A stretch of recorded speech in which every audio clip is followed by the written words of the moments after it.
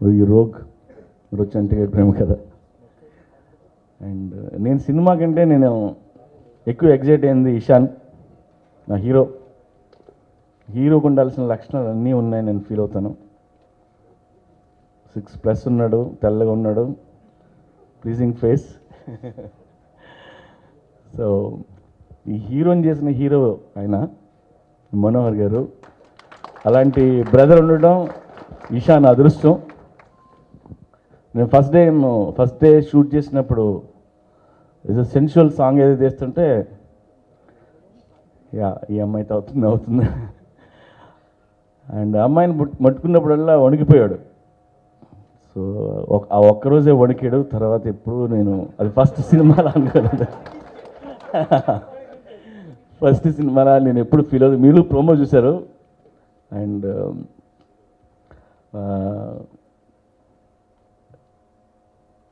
నేను అంటే ఎలా ఉంటుందంటే, నేను నాకున్న ఎక్స్పీరియన్స్తో చెప్తున్నా, ఇషాన్ చాలా పెద్ద స్టార్ అవబోతున్నాడు, స్టార్ అవుతాడు. నేను షూటింగ్ చేస్తున్నప్పుడు అబ్రాడ్లో కూడా చాలామంది అమ్మాయిల మీద పడి ఆటోగ్రాఫ్ రెడీ అయ్యారు.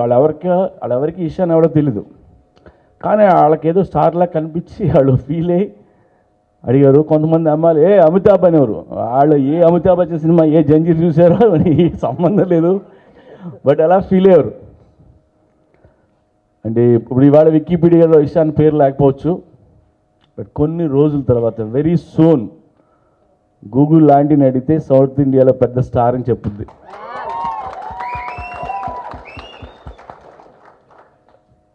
అంటే ఎగ్జాంపుల్ చెప్తాడు. ఇప్పుడు శ్రీదేవి గారిని రాఘవేంద్ర గారు ఇంట్రడ్యూస్ చేశారు.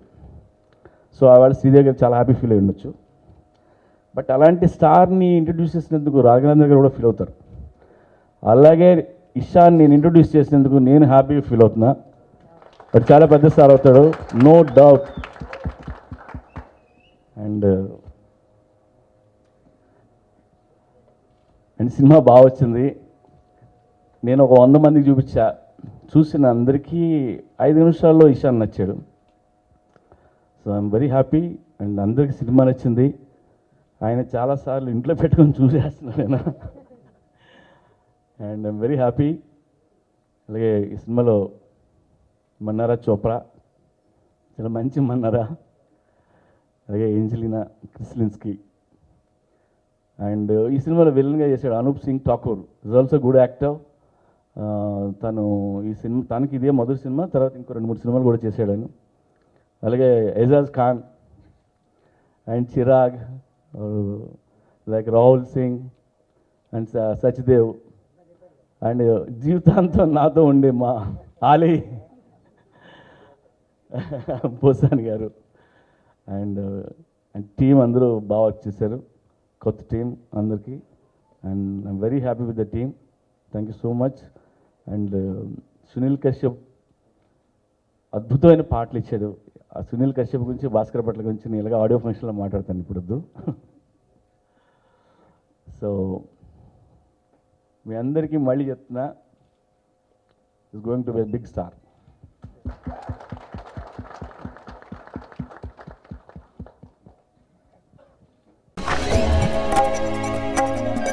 సీతాలు, ఆ బెడ్ పైన ఉన్న శారీ ఇవ్వు.